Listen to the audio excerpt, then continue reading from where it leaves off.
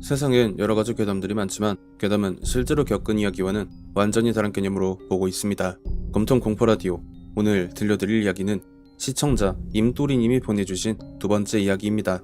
임또리님께서 한 달 동안 살았던 신혼집에서 부인분과 함께 겪은 이야기라고 하네요. 꿈처럼 달콤해한 신혼집에서 과연 어떤 일을 겪으셨을지 지금 시작합니다. 안녕하세요.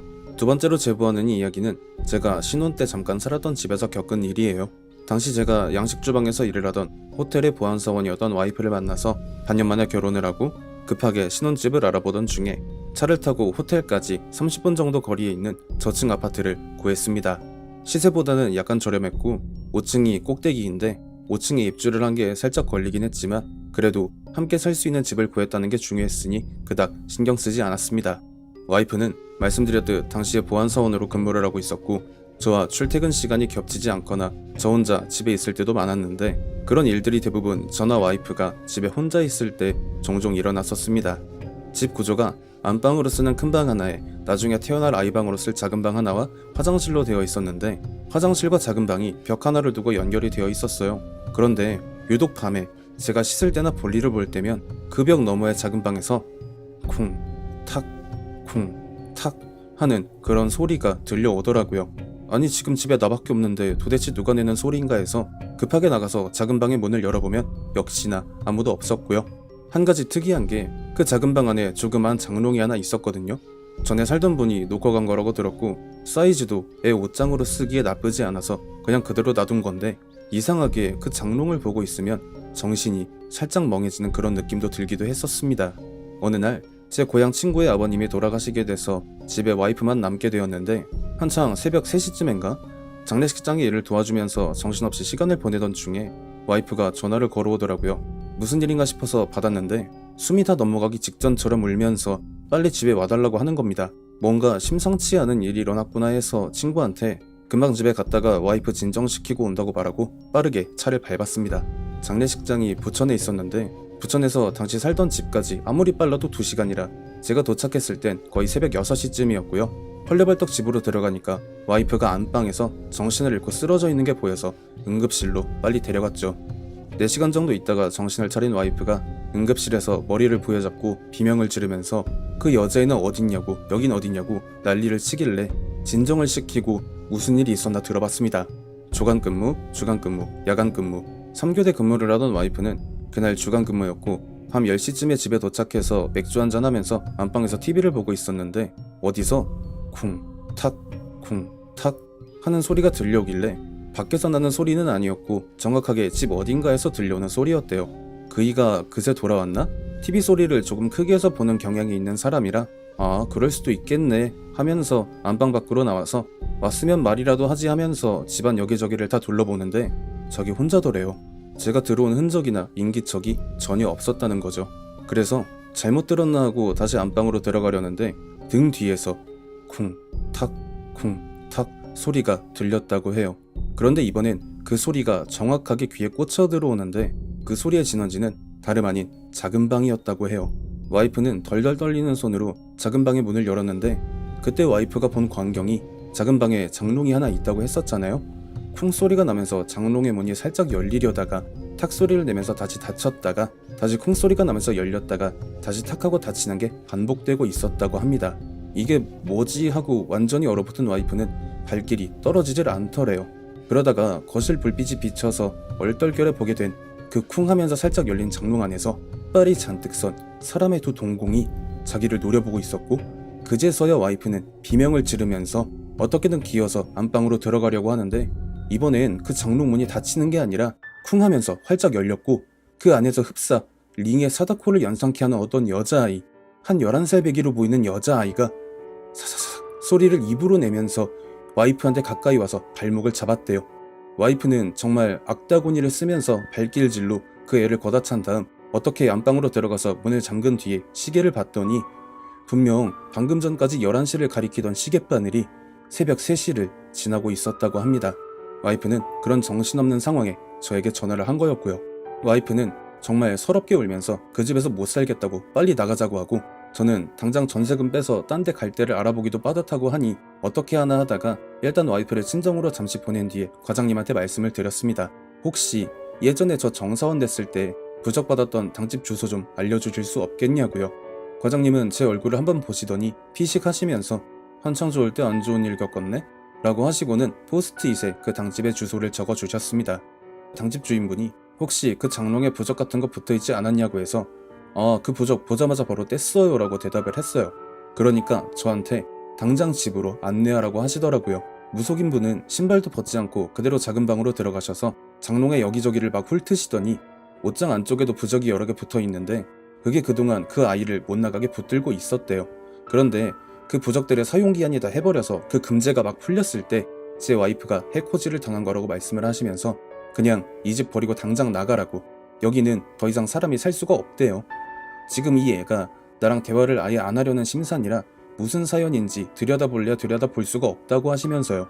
저는 어쩔 수 없이 전세 계약을 해지하고 아직 정리를 하지 않았던 자취방에 들어가서 와이프랑 함께 한동안 지내다가 다른 집을 얻었었습니다. 제가 전세 계약을 해지하면서 혹시 전에 살았던 분 연락처 알 수 있겠냐고 물어보고 연락처를 받아서 작은 방에 있는 장롱 도대체 뭐냐고 다 알고 있으니까 솔직하게 말씀을 해달라고 부탁을 했죠. 그렇게 시내에 있는 커피집에서 만나서 이야기를 했는데 자기한테 외동딸이 하나 있었다고 합니다. 애 엄마랑 사별한 지 시간도 많이 지났고 해서 어느 날 재혼을 했는데 재혼을 한 새 와이프가 자기 딸을 학대하다가 본인이 일주일간 지방 출장을 갔을 때 옷장 안에 가둬두고 끝내 숨지게 했다고 해요. 그렇게 아이를 떠나보내고 이혼을 한 뒤로부터 한 달 정도 시간이 지난 이후로 밤이 되면 떠나보낸 외동딸의 모습을 한 무언가가 그 옷장으로부터 나와서 본인의 목을 조르면서 왜 나를 죽게 내버려 뒀냐고 본인을 죽이려는 행동을 하기 시작했고, 그 옷장을 갖다 버렸다가 다른 사람이 해를 입을까 두려워서 무속인을 불러다가 장롱을 봉인을 하고 그 이후로 별일 없이 잘 지내다가 집을 내놓은 거라고 했습니다. 그냥 괜찮을 줄 알았대요. 2년 3년이 지나도록 아무 일도 일어나지 않았으니 굳이 버려서 화를 불러오기보단 그냥 그대로 내버려 두는 게 낫겠다고 굳이 저희 부부한테 이야기를 안 꺼냈다는 거죠. 저는 이게 뭔 개소리인가 싶어서 밖으로 나와서 주먹으로 한 대 쳐버렸습니다. 그딴 식으로 살지 말라고 하면서요. 장교님들, 만약에 길 가다가 순노루와 앞노루가 머리를 맞대고 있는 그림이 그려진 갈색의 장롱을 보신다면 무조건 눈길도 주지 말고 피해가시길 바랍니다. 이야기는 여기서 끝내겠습니다. 감사합니다. 들으셨듯이 장교님들께서 어디에 살고 계신지는 다 모르고 임도리님께서도 어디에 사시는지는 모르겠지만 순노루와 앞노루가 그려진 장롱을 보신다면 죽지 말고 그냥 지나쳐 가시길 당부드립니다. 시청해주신 모든 분들 감사드리며 구독과 좋아요 알림 설정 부탁드립니다. 세상엔 여러가지 괴담들이 많지만 괴담은 실제로 겪은 이야기와는 완전히 다른 개념으로 보고 있습니다. 곰통 공포라디오, 오늘 들려드릴 이야기는 시청자 레디큐님께서 보내주신 이야기로 밖에서 함부로 주워온 물건으로 인해 본인은 물론 가족 전체가 믿기지 않을 정도로 무서운 일을 겪었다고 합니다. 과연 어떤 이야기일지 지금 바로 알아보겠습니다. 안녕하세요. 제가 고1 때 겪은 일이에요. 하교를 하고 집에 와보니까 못 보던 항아리가 냉장고 옆에 있길래 저게 뭐냐고 어머니한테 물어봤어요. 그랬더니 전봇대 근처에 버려져 있었는데 내부도 깨끗하고 흠집도 없고 외양도 괜찮다 싶어서 쌀독으로 쓰려고 가져왔다고 하셨습니다. 당시 제 눈에도 나쁘지 않게 생겼었던 걸로 기억을 해요. 고풍스럽다고 해야 할까요? 두루미와 흙이 곡식을 쪼아먹는 그런 그림이 그려진 밝은 느낌이라 집에 둬도 괜찮겠다라는 생각이 들었었죠. 그리고 당시 대학을 다니던 언니도 그렇고 아버지도 하나같이 괜찮다라는 호평 일색이라 더 정감이 갔었는데 그게 사람을 홀리는 그런 거라곤 생각을 못했었죠. 그 항아리가 집에 들어오고 나서 사흘 정도 지난 날이었어요. 그날은 집에 언니랑 저밖에 없었고 부모님은 당시에 가입해있던 모임에서 부부 동반으로 산악 등반을 가셔서 그랬던 날이었죠. 언니랑 저랑 같이 TV를 보면서 놀다가 언니가 밤 11시쯤에 친구들한테 연락을 받고 술을 마시러 나가고 나니까 이제 집에 저 혼자 있게 됐는데요. 집에 혼자 그 시간에 남겨지는 게 그때가 처음이 아닌데도 위화감 같은 게 스멀스멀 올라오더니 어디서 틱틱틱 손톱으로 사기 그릇 같은 걸 톡톡 건드리는 그런 소리가 나더라고요. 집에 혼자 있는데 그런 소리가 어디서 날 턱이 없잖아요.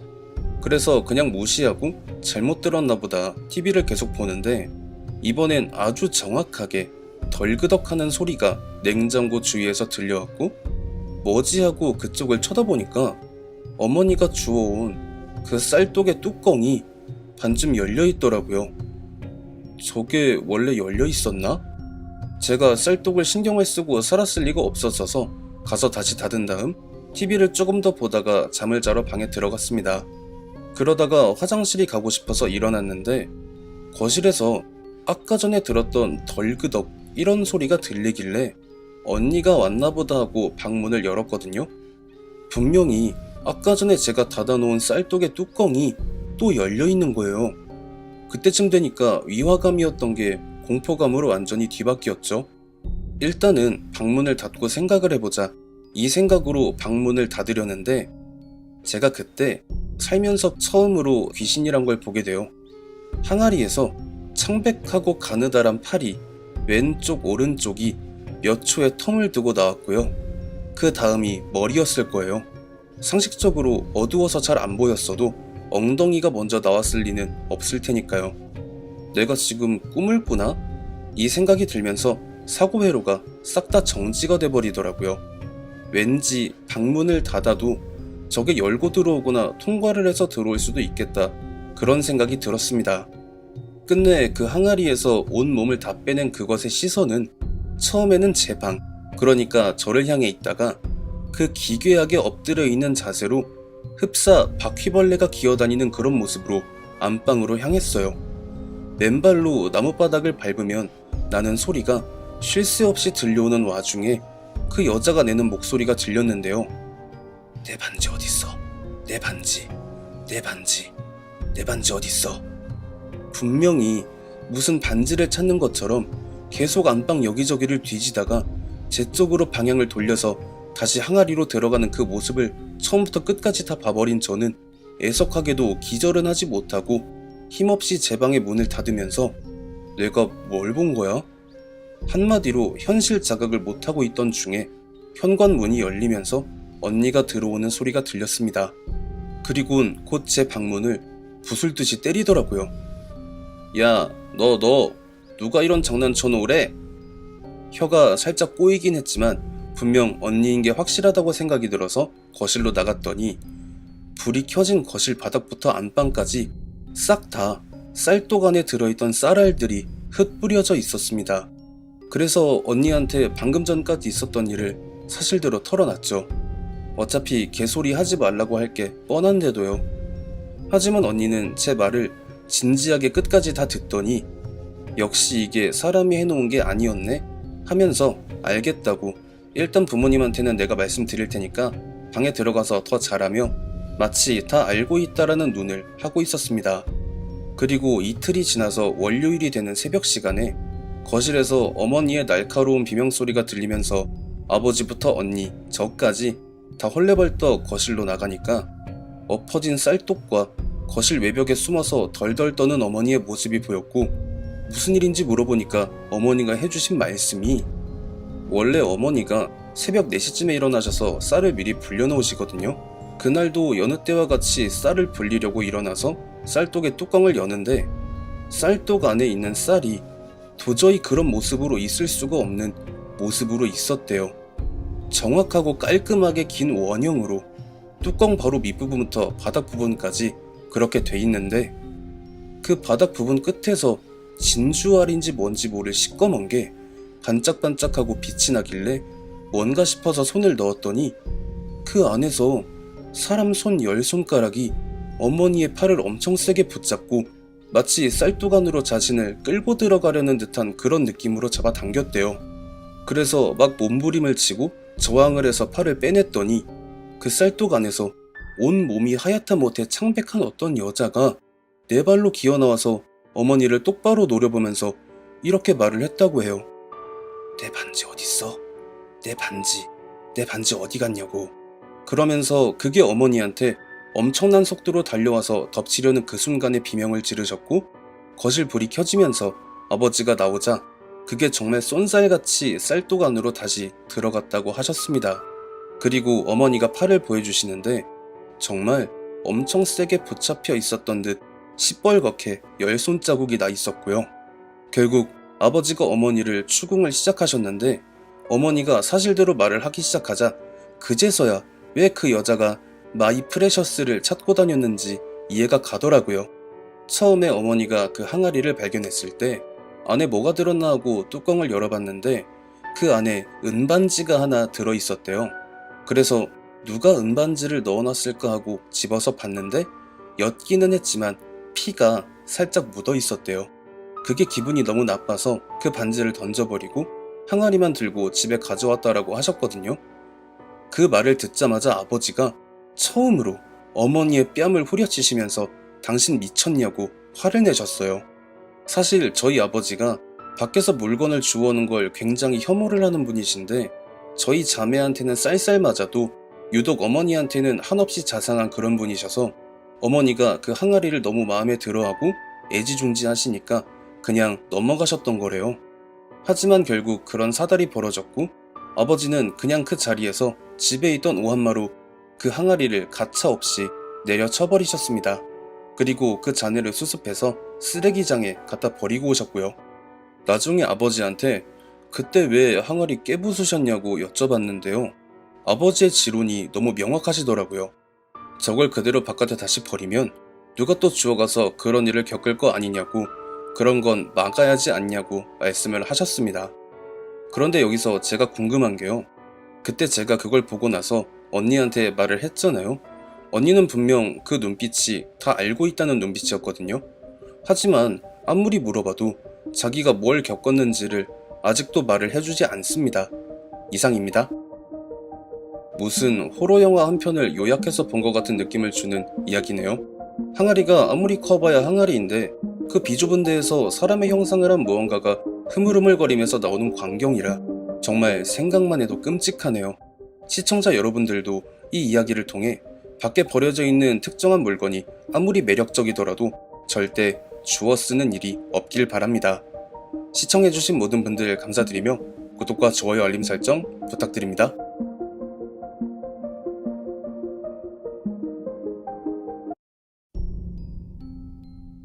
세상엔 여러가지 괴담들이 많지만 괴담은 실제로 겪은 이야기와는 완전히 다른 개념으로 보고 있습니다. 검통 공포라디오, 오늘 들려드릴 이야기는 시청자 박루카님께서 보내주신 이야기로 어느 날 누군가에게 받은 오래된 인형을 집에 들인 이후로 벌어진 이야기라고 합니다. 주제가 제법 흥미로운데요. 과연 어떤 이야기일지 지금 바로 알아보겠습니다.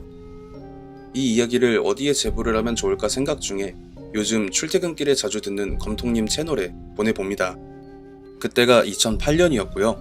당시에 재직하던 회사에서 바로 제 윗선임이었던 임검통 대리가 회식 자리에서 제 딸 이야기를 하며 한창 인형 가지고 놀기 좋아할 나이가 아니냐고 너스레를 떨길래 왜 그러시냐고 물어봤죠.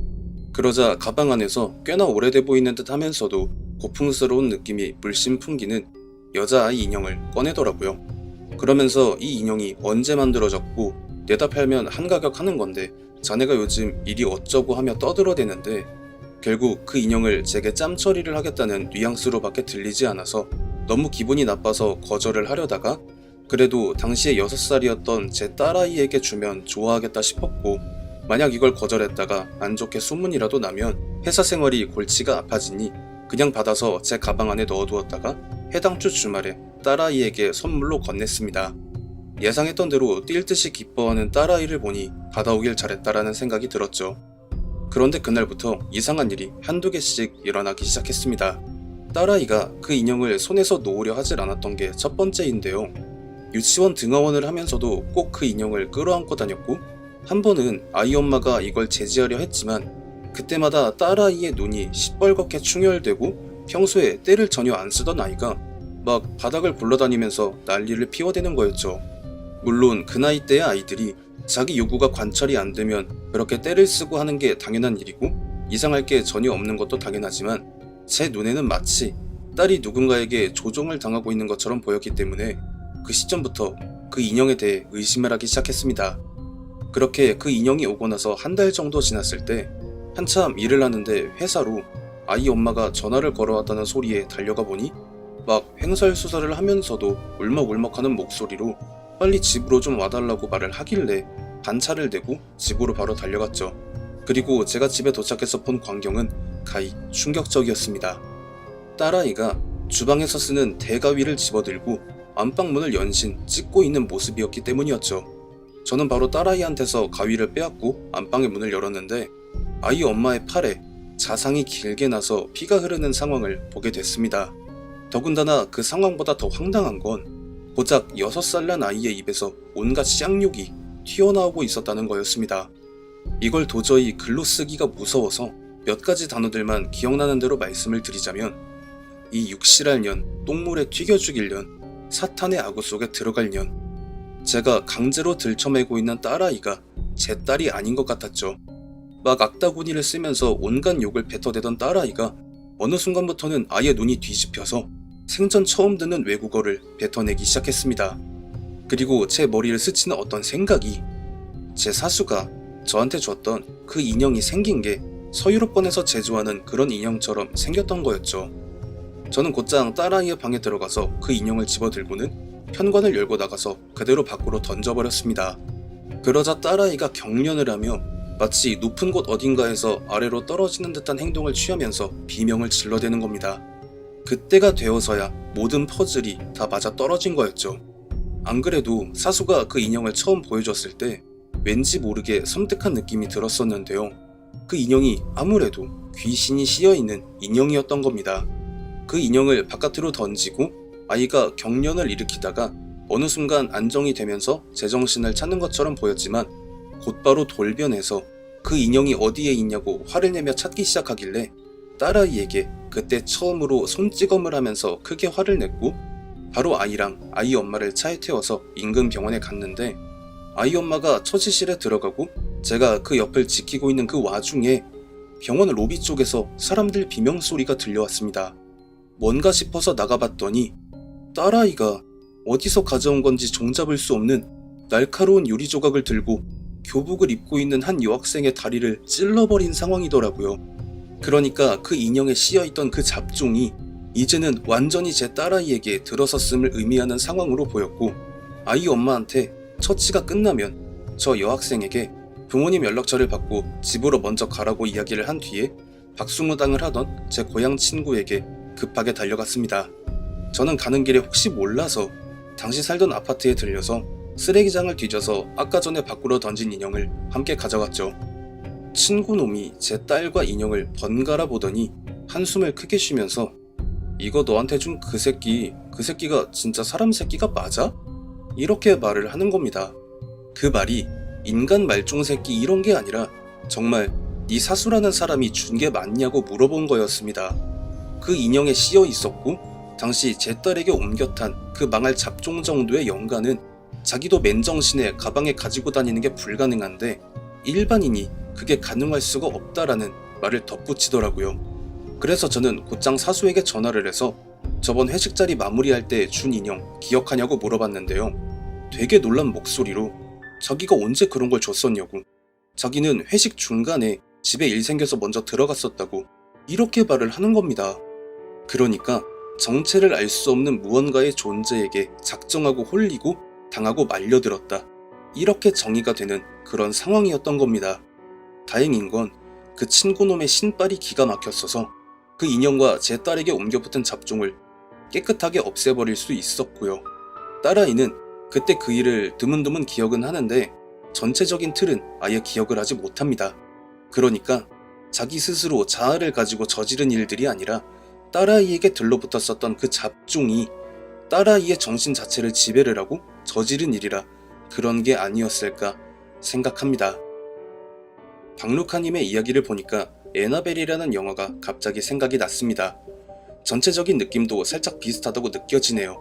다만 에나벨은 당대 유명한 영매사가 다 달라붙어도 못 당해낸 반면 박루카님 말씀에 따르면 그 잡종이라고 칭한 귀신은 신발 끝내주는 무속인분의 불호령 한 방에 나가 떨어졌다는 게 다른 점이라면 그렇지 않을까 합니다. 시청해주신 모든 분들 감사드리며 구독과 좋아요 알림 설정 부탁드립니다. 씨발 저게 뭐야? 실제로 겪은 실화를 바탕으로 한 검통 공포라디오. 오늘 들려드릴 이야기는 시청자 로렉말랭님이 보내주신 이야기로 로렉말랭님의 어머니께서 주워온 자개장으로 인해 온 가족이 수개월 동안 공포 속에 살게 되었던 이야기라고 합니다. 과연 어떤 이야기일지 지금 바로 알아보도록 하겠습니다. 어머니가 어느 날 주워오신 한 자개장에 의해 벌어진 그 일은 아직까지도 저희 가족을 악몽에 시달리게 할 정도로 깊은 공포를 각인시켰고 정말 상상으로라도 떠올리기 싫은 일이었어요. 그래서 예전부터 검통님께 여러 차례 제보를 드리려던 걸 부모님과의 마찰 때문에 차일피일 미뤄오다가 갑자기 어머니가 제보를 해봐라라고 하셔서 이렇게 이야기를 전달드리게 되었습니다.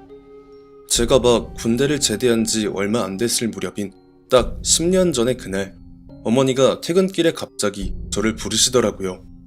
그게 집 근처 전봇대에 괜찮은 장을 누가 버려놨는데 당신 혼자 들고 오기는 조금 힘들 것 같으니 제게 도와달라는 말이었죠. 당시엔 주워온 물건이 어쨌네 저쨌네 하는 게 그냥 미신이지라고 치부하며 살기도 했었고 또 집에서 장 대신 행거를 썼기 때문에 그런 거 하나쯤 있어도 나쁘지 않겠네 하고 어머니가 말씀하신 장소로 가서 구름만에 싣고 집에 옮겨뒀는데요. 그게 그 자개장을 처음 봤을 때 든 느낌이 왜 이런 괜찮은 걸 내다 버렸을까? 급하게 이사를 가느라 못 가져갔나 싶을 정도로 디자인부터 사이즈까지 모든 게 다 완벽하다는 생각이 들었습니다. 말 그대로 내다 팔아도 꽤나 받을 것 같았다고나 할까요? 이런 생각은 비단 저뿐만이 아닌 여동생과 아버지도 똑같았는지 연신 예쁘다고 잘 가져왔다고 하며 만족해 하더라고요. 그렇게 자개장의 내부를 청소하고 옷을 들여놓던 중에 장 내부에 부적 같은 게 몇 장 붙어있는 게 보여서 이걸 떼느냐 마느냐 실랑이가 살짝 일긴 했지만 그런 수라는 빠르게 정리되며 만장일치로 떼버립시다로 결론이 지어졌는데 저희 가족은 그때 그 부적을 절대 떼어서는 안 됐습니다. 그것이 밖으로 나오지 못하게 막고 있는 일종의 제동장치였을 줄은 꿈에도 몰랐어요. 이상한 일은 자개장을 가져온 그날 밤부터 일어나기 시작했습니다. 자개장을 들여놓은 곳이 거실 냉장고 바로 옆이었는데 그 냉장고 바로 옆이 제가 쓰던 방이었는데요. 제가 잠기가 밝은 편이라 살짝 부스럭거리는 소리만 들려도 잠에서 곧잘 깨거든요. 제가 머리를 대고 누워있는 반대편에서 자개장이 열리는 소리가 들리는데 이게 어떤 목적을 갖고 활짝 열어젖히는 소리가 아니라 소름 끼치게 천천히 열리는 소리였어서 아니 이 밤중에 누가 거실에서 장을 열고 있나 하고 거실로 나가봤죠. 불이 다 꺼진 불빛 한 점 없는 거실엔 당연히 저를 제외하고는 아무도 없었고 그 자개장이 아주 살짝 비스듬하게 열려 있었습니다. 가끔 오래돼서 힌지가 마모된 장이 혼자 열리는 경우가 있기는 하지만 그 장은 외형 장식만 고풍스러운 느낌으로 되어 있었을 뿐 안에는 문을 닫으면 철컥하고 잠금이 되는 장치가 달려 있었기 때문에 누가 의도적으로 열지 않는 이상 혼자 열리는 게 불가능했어요. 그런 말인즉 장 안에서 누군가가 문을 밀어서 열었다라는 말이 되는 것이었죠. 여기서 살짝 불안감이 엄습한 저는 아 진짜 누가 열어놨냐 라고 신경질적인 혼잣말을 일부러 내뱉으며 문을 거세게 닫으려고 했고요. 그런데 문을 닫는데 뭔가가 턱하고 걸리는 느낌이 들었습니다. 이불이나 옷 같은 게 걸려서 푹신한 그런 느낌이 아니라 덜컥하고 걸리는 느낌. 그러니까 사람의 손 같은 게 걸려서 다치다가만 그런 느낌인 거예요. 안 그래도 불빛 한 점 없어서 무서운 상황에 상식선에서 일어날 수 없는 일이 일어나니까 그 공포감은 순식간에 확산되었고 제 온몸이 떨리기 시작했죠. 그리고 시선을 무언가가 걸린 것 같은 그쪽으로 옮겼더니 웬 하얗다 못해 창백하기 그지없는 사람의 팔 한 짝이 꿈틀거리며 움직이고 있는 게 보였어요. 그 팔은 마치 상당한 고통을 입었는지 매우 신경질적인 움직임을 보이면서 꿈틀거리다가 결국 제 바지를 덥석 낚아채더라고요. 저는 그 자리에서 곧장 미친 이게 뭐야 하는 욕설을 크게 뱉어내며 그 장으로부터 떨어져 나와 바닥에 주저앉고 말았습니다. 그러자 그 팔이 조금씩 장 밖으로 나오기 시작했고 어느덧 양쪽 팔이 전부 나오면서 사람의 정수리로 추정되는 게 거의 반쯤 장 밖으로 나오려는 그때 제 욕설을 듣고 안방에서 아버지가 나오시면서 야 임마 넌 아닌 밤중에 거실에서 혼자 뭐하고 있냐? 이렇게 말을 하시다가 반쯤 열린 장 안에서 무언가가 스멀스멀 나오고 있는 그 광경을 보셨는지 씨발 저게 뭐야? 살면서 처음 들어보는 걸쭉한 욕설을 뱉으며 말을 더듬기까지 하시더라고요. 저는 그 사이에 빠르게 정신을 차리고 곧장 거실에 전등 스위치를 올렸고 장 안에서 기어나오던 그것이 도로 그 안으로 들어가는 모습을 보며 다시금 주저앉을 수밖에 없었습니다. 방 안에서 처음 들었던 소름 끼치게 천천히 닫히는 소리와 함께 슬로우 모션 같은 동작을 보이며 장 안으로 들어가던 그것. 저와 아버지는 서로 마주보며 금방 전에 겪은 일을 황당히 할 수밖에 없었고요. 그 소란에 거실로 나온 어머니와 여동생은 밤중에 시끄럽게 뭐하는 거냐며 괄괄대는데 저와 아버지의 귀엔 그게 전혀 들릴 턱이 없었죠. 그 길로 저와 아버지는 거실 바닥에 어머니와 여동생을 불러앉혀놓고 방금 전에 겪었던 일에 대해 이야기하면서 당장 장을 갖다 버려야 한다고 설득했습니다. 하지만 어머니와 여동생은 저희들의 말을 일장 헛소리로 치부할 뿐 저렇게 예쁘고 실용성 있는 걸 왜 남 좋자고 도로 갖다 내놓느냐며 성화를 부리는 것이었죠. 결국 두 여자와의 기싸움에서 패배한 저와 아버지는 그래 니들도 겪어봐야 알지 라는 무언의 눈빛을 교환하며 각자 방으로 들어갔습니다. 다음날 아침 어머니가 출근하시고 여동생이 학교에 가며 두 여자가 집을 비우자 저와 아버지는 발빠르게 움직여서 그 장을 내다 버리려 했는데요.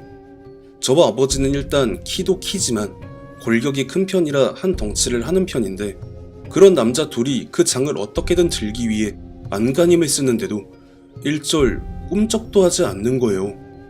분명 전날엔 저 혼자서도 가뿐하게 들어 옮길 수 있었을 정도로 무게가 많이 나가지 않았는데 도대체 이게 뭔 경우인가 했죠. 당연히 안에 들어간 옷이랑 이불은 전부 꺼낸 상황이었고요. 서로 동공이 흔들리며 불안한 눈빛을 주고받던 저와 아버지는 그 다음에 일어난 상황에 완전히 겁에 질려버리고 말았습니다. 그 자개장이 덜컹덜컹 소리를 내면서 좌우로 미친 듯이 움직이다가 앞으로 혼자 넘어가더니 그 창 안에서 무언가가 나오려고 발버둥을 치는 듯 연신 쾅쾅쾅 소리를 내기 시작했기 때문이었고 그 상황에 완전히 얼어붙어서 서로 힐끔힐끔 눈빛을 기원하던 저와 아버지는 동시에 비명을 지르며 집 밖으로 뛰쳐나올 수밖에 없었죠. 그렇게 현관 앞에서 옴짝달싹 못하고 집 안으로 들어가지 못하고 있던 그때 옆집 아주머니가 문 밖으로 나오시더니 아니 아침부터 뭘 하길래 이렇게 시끄러워요? 하고 볼멘 소리를 내기까지 하니까 우리가 헛골 본 게 아니구나라는 확신까지 들고 말았죠. 그렇다고 계속 밖에 서 있을 수는 없는 노릇이니 아버지와 저는 조심스럽게 다시 집 안으로 들어가서 옷가지와 지갑만 챙기고 다시 나왔습니다. 도저히 집 안에 계속 있을 수가 없었기에 저와 아버지는 인근의 찜질방에 가서 어머니가 퇴근하고 돌아오실 때까지 기다릴 수밖에 없었고요. 밤중에 그런 일을 겪고 아침에까지 한 번 더 겪으니 정신이 피폐해질 대로 피폐해진 저희 부자는 찜질방에서 지쳐서 잠에 들었다가 아버지의 휴대폰이 울리면서 잠에서 깼는데 어머니가 퇴근하고 집에 돌아오신 건지 아주 고래고래 소리를 지르시더라고요. 장을 왜 이렇게 해놨냐고 너희들 당장 지금 집으로 튀어오라고 말이에요. 그렇게 쉽사리 떨어지지 않는 발걸음으로 어기적 현관 앞에 선 저와 아버지는 뜻밖의 광경을 보며 의아해할 수밖에 없었는데요. 어머니와 여동생이 온몸을 사시나무 떨듯이 벌벌 떨면서 현관 앞에 쭈그리고 앉아서 울먹거리고 있었기 때문이었습니다. 그리고 그런 어머니와 여동생에게 자초지종을 들을 수 있었죠. 어머니가 퇴근하고 집에 온 다음 바닥에 낮아빠진 장을 보며 아버지에게 전화를 한 뒤 때마침 하교하고 돌아온 여동생과 함께 쓰러져 있는 장을 다시 일으켜 세웠다고 해요. 그런데 여기서 의문이 생긴 게 장에 울퉁불퉁한 혹이 여러 개가 나 있었는데 아무리 봐도 바깥에서 충격을 준 게 아니라 장 내부에서 충격을 가한 것처럼 생겼길래 이게 뭔가 하고 장을 열어보는 그 순간 어머니와 여동생은 곧바로 바닥에 주저앉아 온 동네가 떠나가라 비명을 질렀다고 합니다. 왜냐하면 그 장 안엔 머리를 산발한 웬 남자와 여자가 등을 돌린 채로 웅크려 앉아 있었고 뭐가 그리 신이 나는지 키득거리며 웃고 있었기 때문이었대요. 이게 상식선에서 이해가 일절 가지 않는 상황인 게 장의 문이 바닥을 향한 채로 엎어져 있었으니 들어올릴 때 그 연놈들이 바닥으로 떨어져 나왔어야 하니까요. 그렇게 말도 안 되는 상황에 온 몸이 얼어붙어 꿈쩍도 하지 않는 사이 그 남녀가 아주 천천히 몸을 빙글 돌리기 시작했고 어느새 정면으로 자신들을 바라보는데 말끔하게 생긴 옛날 한복을 입은 젊은 남자와 한눈에 봐도 엄청난 미녀라고 생각되는 마찬가지로 옛날 한복을 입은 여자가 가늘고 길게 뜬 실눈이인 상태로 어머니와 여동생을 쉴 새 없이 스캔하다가 아까 걔네들 반응이 재밌었는데 얘네는 영 별로네? 각자 이렇게 말을 하더니 일순간에 장 밖으로 점프를 하듯이 튀어나와서 어머니와 여동생을 에워싸고 정체불명의 막춤을 췄다는 것이었죠. 그런 아비규환 속에서 여동생이 기지를 발휘해서 어머니를 반강제로 들쳐업고 아득바득 집 밖으로 나와서 현재의 상황이 되었다는 충격적인 증언. 여기서 저희 가족은 집에 어떻게 다시 들어가나 발만 동동 구르고 있는데 또다시 옆집의 아주머니가 문 밖으로 나오시더니 혹시 바깥에서 자개장 같은 거 주워왔어요? 걱정 어린 눈으로 이렇게 말을 하는 거예요. 그래서 어떻게 아셨냐고 하니까 사실 엊그저께 제가 구르마에 자개장을 태워서 집안에 들이는 걸 문틈 밖으로 얼떨결에 보신 아주머니는 설마 별일 없겠지 생각하셨는데 어젯밤에도 그렇고 아침에 소란스러웠던 것도 그리고 방금 전의 일도 그렇고 누가 봐도 그런 상황인 것 같았대요. 그래서 휴대폰을 꺼내면서 어디에 전화를 하시더니 아는 지인 중에 용한 무속인이 한 명 있는데 지금 당장 오라고 했으니까 조금만 기다리라고 하셨고요. 정말 한 10분이 채 안 돼서 복도 쪽으로 걸어오는 남자 무속인분이 대뜸 도어락 비밀번호가 뭐냐고 물어보면서 집 안으로 들어가는 모습을 물끄러미 바라보니까 거 당신들은 안 들어와요? 라고 하며 눈빛으로 무언의 압박을 주길래 얼떨결에 저희 가족은 집 안으로 따라 들어갔죠. 무속인분은 문이 활짝 열린 자개장을 보면서 혹시 장 내부에 부적 붙어 있었던 거 뗀 거냐고 왜 떼어냈냐고 불같이 화를 내다가 자개장 안에 팥이랑 굵은 소금을 연달아 신경질적으로 던지더니 갑자기 거실 바닥에 고꾸라져서 헛구역질을 몇 번 하다가 다시 일어나서는 와 이것들 장난 아니네. 이미 얘네는 장 안에 걸려있던 속박에서 풀려났고 이 집 자체를 자기네 아지트로 삼아버렸는데요? 이 말을 하는데 말이 말인즉 집 자체가 장 안에 속박되어 있던 그것들의 소굴이 되어버렸으니 더 이상 사람이 살 수 없다라는 그런 말이었죠. 그럼 어떻게 하냐는 부모님의 말에 무속인분이 그 자리에서 부적을 한 10장 정도 꺼내서 즉석에서 부적을 그리시고는 안방에 2개, 거실에 2개, 제 방과 여동생 방에 각각 2개씩 붙이시고는 마지막으로 자개장의 문 양쪽에 1장씩 붙이시면서 최대한 빨리 이 집에서 나갈 것, 그리고 집이 팔리기 전까지 절대 밤중에 거실로 나오지 말 것, 이 2가지를 강조하며 더 이상 손쓸 방도가 없다고 하셨고요. 그렇게 무속인분이 가시고 난 다음날 부모님은 부동산에 그 집을 내놓으셨고 당부 말씀에 따라 웬만하면 밤중에 거실로 나가지 않으려 노력했지만 생리현상을 어떻게 해결할 방법이 없어서 거실로 나가면 아니나 다를까 그것들이 자개장을 에워싸고 정체불명의 막춤을 추고 있는 광경을 볼 수밖에 없었어요. 그렇게 버티다 안 되겠어서 집을 내놓은 지 2개월쯤 지났을 때 부모님께서 인근에 있던 투룸을 월세를 얻으셔서 어거지로 그 집에서 탈출을 했고 딱 3개월쯤 지났을 때 그 집이 나가게 되면서 저희 가족은 현재 살고 있는 아파트로 이사를 올 수 있었습니다. 그나마 다행인 건 그 집에 들어온 분들이 그들을 겪지 않으신 건지 부동산을 통해 부모님께 연락한다거나 하는 일이 일체 없었다는 점이고요. 그 사건 이후로 저희 가족은 절대로 밖에 버려진 물건이 제 아무리 좋아 보여도 절대 손을 대지 않는 극단적인 중고 혐오자가 되어버리고 말았으며 10년이 지난 지금까지도 뭔가 가슴 한켠에 남은 찝찝함 때문인지 가족 전체가 가끔 그 일에 대한 악몽에 시달리고 있습니다. 버려진 물건은 함부로 집에 들여서는 안 된다는 교훈은 제 채널에 업로드된 관련 이야기에서도 쉽게 찾아볼 수 있습니다. 물론 모든 중고품이 다 그렇다는 건 아니지만 정말 어쩌다가 재수없게 얻어 걸리는 사연이 있는 물건에 나 자신이 당할 수도 있다는 점 시청자분들께서도 다시 한번 상기해 주시기 바라며 이번 이야기 마치겠습니다. 시청해주신 모든 분들 감사드리며 구독과 좋아요 알림 설정 부탁드립니다. 의심이 들었으면 사지를 말았어야지. 안 그래? 실제로 겪은 실화를 바탕으로 한 검통 공포라디오. 오늘 들려드릴 이야기는 시청자 로드뚱님이 보내주신 이야기로 중고거래를 통해 구매한 자전거에 얽힌 이야기라고 합니다. 과연 어떤 이야기일지 지금 바로 알아보도록 하겠습니다.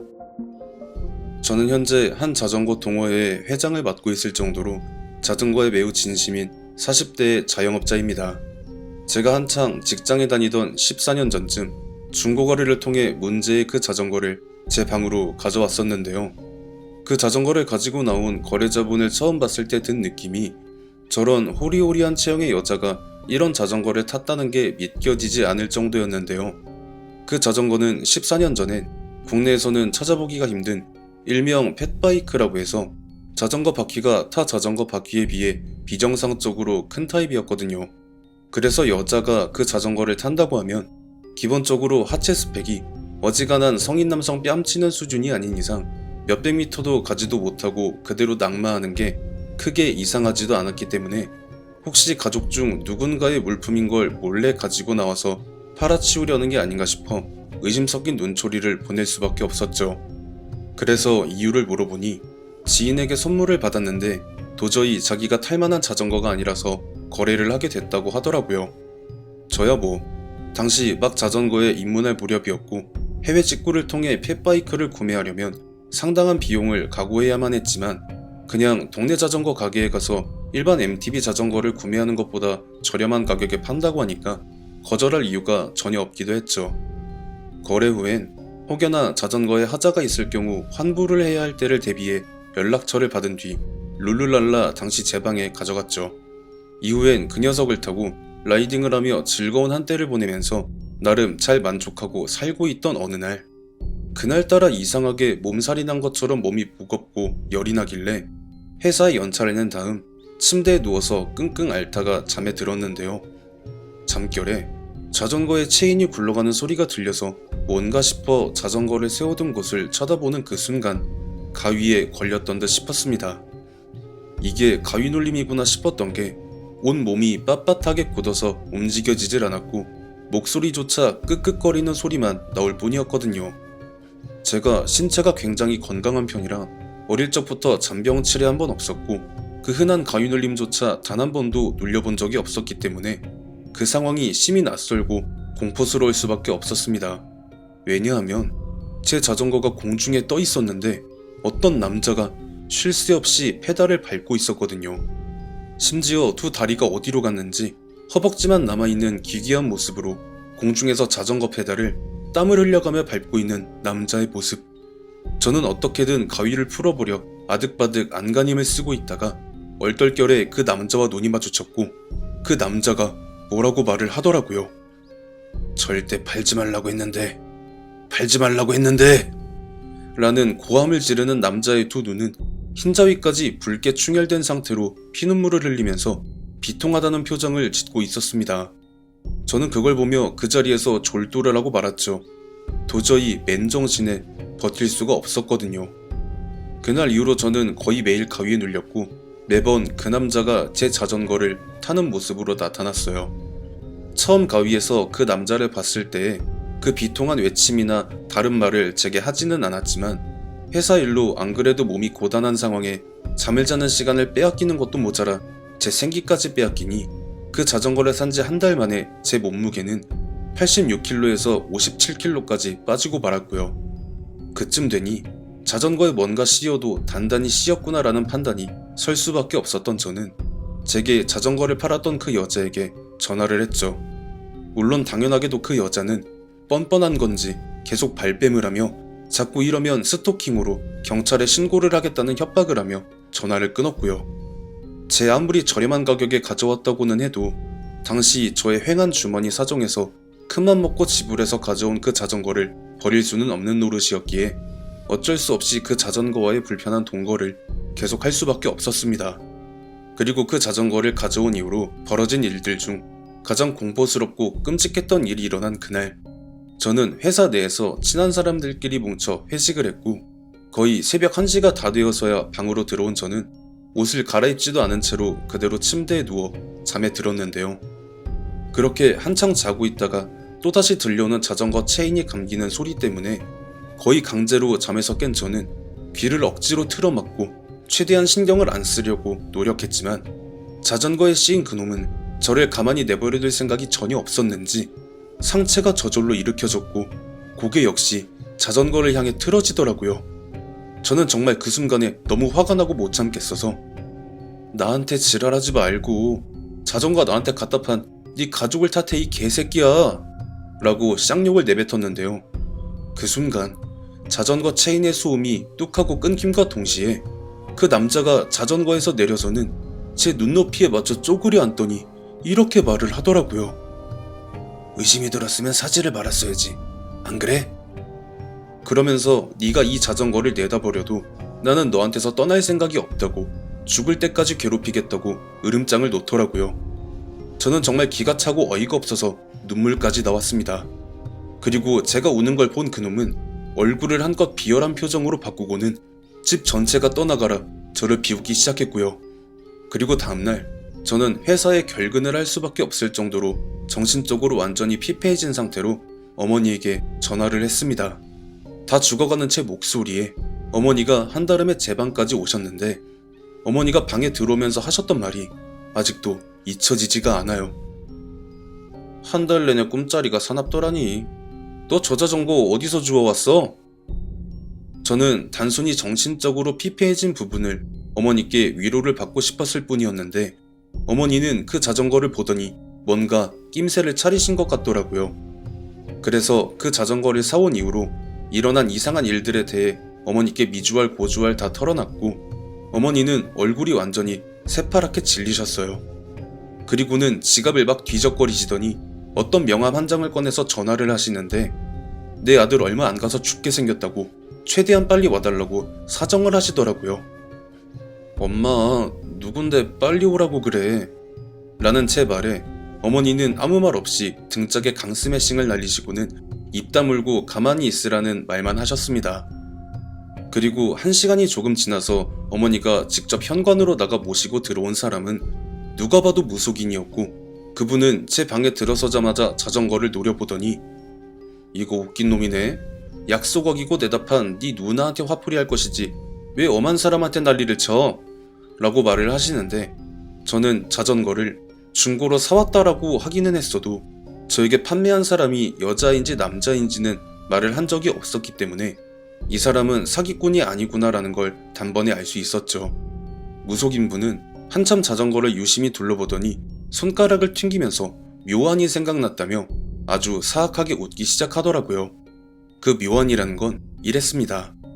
자전거의 원래 주인의 시선을 교란시켜서 그 원망의 대상을 저한테서 판매자인 그 여자에게 돌려버린다는 것이었죠. 저는 안 그래도 그 여자가 저에게 보인 적반하장식의 태도와 무고 협박 때문에 잔뜩 열이 받아 있던 상태였어서 무속인분께 제발 그렇게 할 수만 있으면 신께 제 영혼이라도 팔겠다고 손발이 닳도록 애원했죠. 저는 무속인분께 그 묘안에 대한 내용을 전부 다 듣고 난 다음 그 여자에게 다시 전화를 걸어서 돈은 돌려받지 않을 테니까 그냥 그 자전거 도로 갖고 가라고 했죠. 그러니까 그 여자가 웬 떡이냐 하는 태도로 돌변해서 어디로 나오라고 하더라고요. 저는 속으로 이를 갈며 그 자전거 안장 밑에 무속인분이 주신 부적을 붙인 다음 검은색의 천으로 그 부분을 덧대서 붙였습니다. 그리고 무속인분께 전화를 해서 접선 장소와 시간을 말씀드렸죠. 자전거를 끌고 약속 장소에 나가니까 그 여자의 얼굴이 아주 싱글벙글 난리가 났더라고요. 저는 정말 입 밖으로 쌍욕이라도 뱉고 싶었지만 꾹꾹 눌러 참아가며 자전거를 인도했는데요. 그 찰나의 무속인분이 그 여자의 뒤에 나타나서 실수인 척 부딪혀서 넘어지셨고 그 여자는 그저 꽁돈 벌었다라는 생각만 했던 건지 자신에게 무슨 수작을 벌였는지 의심조차 하지 않고 눈을 어디다 두고 다니는 거야 라는 말만 하고 그 자리에서 벗어나더라고요. 여자가 저 멀리 사라지는 걸 확인한 무속인분이 제게 가까이 오셔서 하시는 말씀이 그 여자가 메고 있던 가방에 양밥을 쳐놨으니까 이제 그놈은 너한테 나타나지 않을 거라는 말이었습니다. 그때 저는 양밥이 뭔지 자세하게는 몰랐었지만 확실한 건 그놈의 화풀이 대상이 저에게서 그 여자로 완벽하게 옮겨갔다는 건 알겠더라고요. 그 이후로 저는 그놈에게 시달리지 않았고 평범하면서도 행복한 하루하루를 보내며 어느 정도 몸 상태가 원래대로 돌아올 무렵쯤에 그 여자에게서 대뜸 전화가 오더라고요. 돈 돌려드릴 테니까 제발 자전거 좀 다시 가져가라고 울고 짜고 난리도 아니었습니다. 물론 저는 싫은데요? 라고 단답을 하고 전화를 끊은 다음 바로 차단을 눌러버렸죠. 이후에 저를 구해주시고도 지인의 아들이라는 이유로 복채를 안 받으신 무속인 분께 감사 인사를 할 겸 사석에서 따로 뵌 적이 있었는데요. 그때 가서야 무속인 분께서 그 자전거에 얽혀있던 사연에 대해서 제게 말씀을 해주셨는데 이게 생각보다 너무 충격적이었습니다. 자전거의 원래 주인인 그놈은 판매자인 그 여자의 동생이었는데 없는 형편에 돈을 모아서 그 자전거를 마련을 했다고 해요. 그런데 그 여자가 갑자기 돈이 필요해지니까 그놈에게 아무런 말도 없이 중고거래 사이트에 등록을 한 다음 제게 팔아치웠고 그 사실을 알게 된 그놈이 그 여자랑 싸우다가 홧김에 차도에 몸을 던져서 그대로 교통사고로 생을 마감했다고 합니다. 그놈의 양쪽 다리가 없는 이유도 교통사고로 사망할 당시 차량의 바퀴에 깔려서 잘려나가기 때문이라고 하시더라고요. 이게 이런 사연을 듣고 나면 안타깝다, 불쌍하다라는 생각이 들어야 맞지 않을까 싶기도 하지만 저는 전혀 그런 생각이 들지 않았습니다. 뭐 이유야 이야기에 다 나와 있으니 아실 거라 생각하고요. 동생놈 자전거 말도 없이 갖다 팔아치운 그 여자나 전후 사정도 모르고 중고 자전거라고 구매한 M1 저한테 화풀이를 한 그놈이나 최후를 맞이했으니 쌤통이라고 생각합니다. 처음에 제목만 봤을 땐 여태까지 제보를 받아왔던 중고 물품에 관련된 이야기들처럼 같은 결말로 끝날 거라고 생각했습니다만 무슨 전래동화처럼 권선징악의 형태를 갖춘 완벽한 복수극으로 마무리가 지어진다니 정말 통쾌하다는 생각이 드네요. 인성이 터지다 못해 안드로메다로 날아간 그 남매는 앞으로도 영원히 고통만이 가득하기를 바라며 이야기 마치겠습니다. 시청해주신 모든 분들 감사드리며 구독, 좋아요, 알림 설정 부탁드립니다. 실제로 겪은 실화를 바탕으로 한 검통 공포라디오. 오늘 들려드릴 이야기는 시청자 도루묵 중독자님이 보내주신 이야기로 일본의 건축회사에 재직하실 때 겪은 일로 상당히 공포스러웠으며 죽을 때까지 잊혀지지 않을 것 같다는 생각이 들 정도로 충격적인 일이었다고 합니다. 과연 어떤 이야기일지 지금 바로 알아보도록 하겠습니다. 그 일을 겪었을 때가 2006년이었고 당시 재직하고 있던 회사는 건설회사였습니다.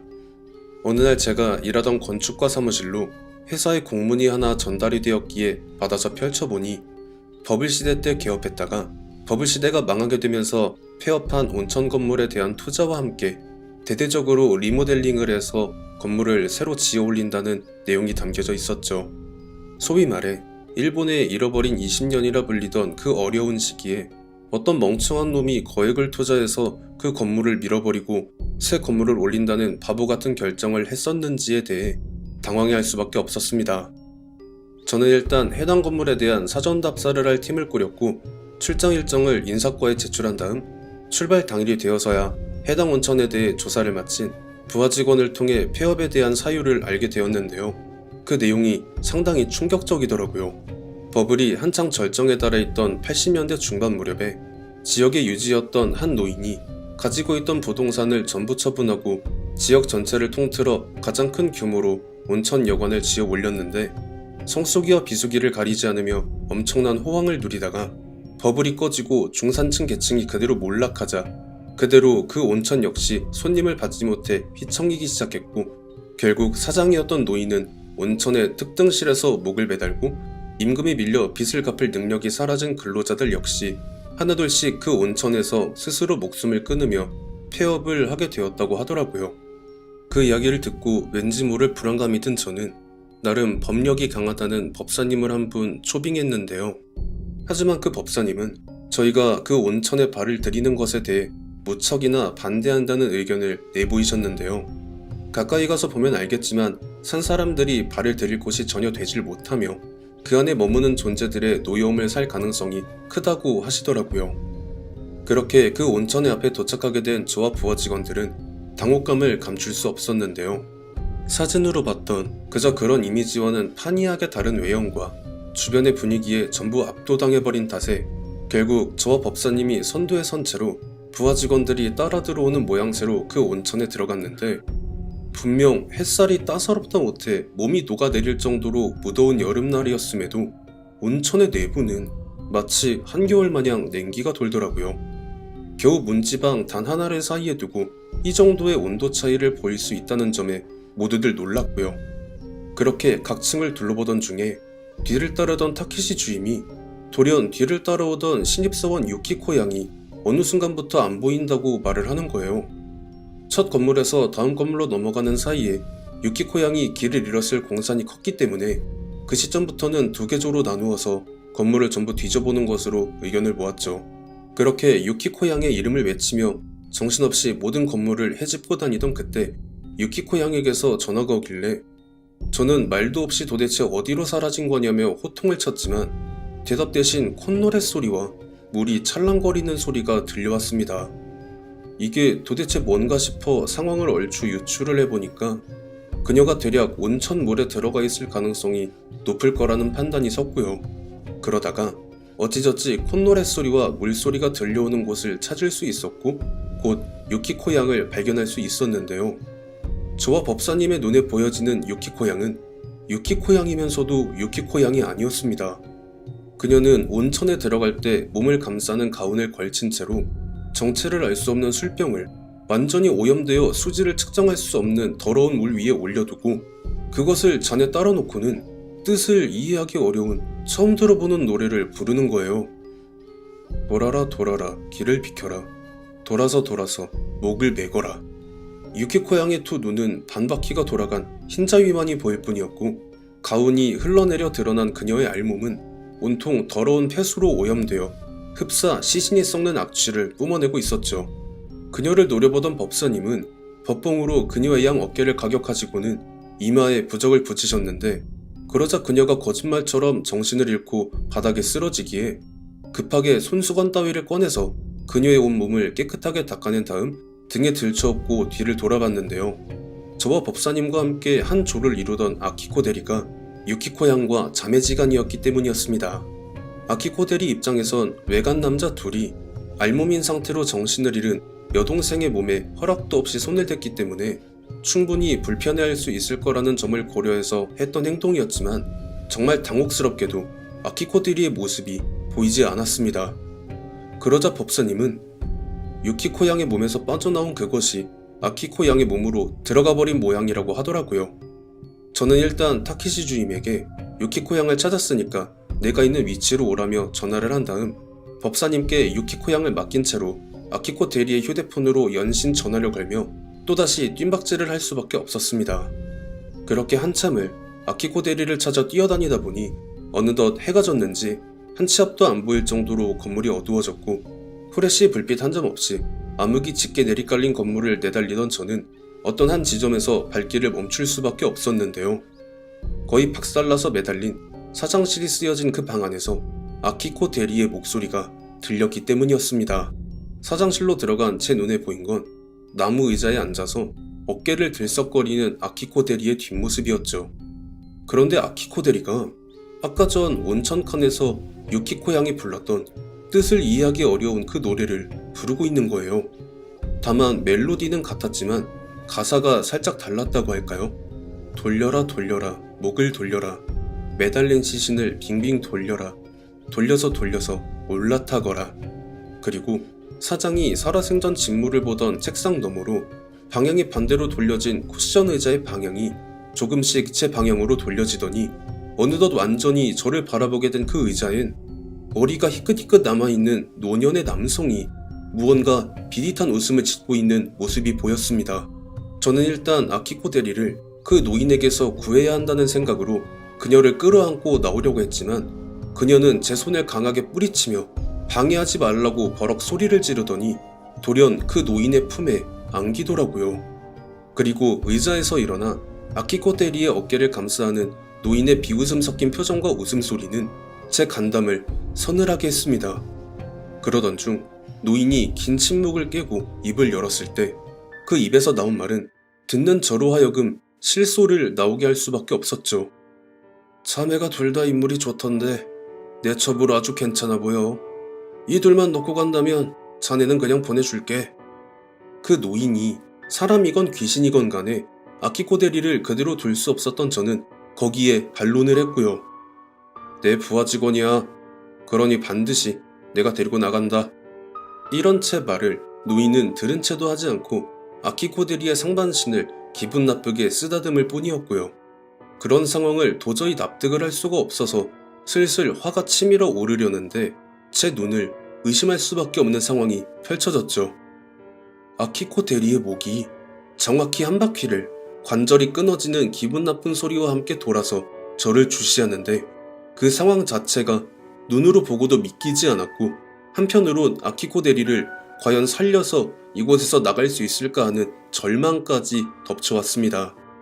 그러던 중 제 이름을 부르며 달려오는 타케시 주임과 아키코 양을 등에 업은 법사님의 모습이 보임과 동시에 안도감이 몰려들었고 그 노인은 법사님의 법력을 눈치라도 챈 건지 방금 전까지 저를 비웃으며 농락하던 태도는 온데간데 없이 잔뜩 겁을 집어먹은 표정을 보이면서 벼랑간 몇 가닥 남지 않은 머리를 쥐어뜯으며 괴로워하는 모습을 보였습니다.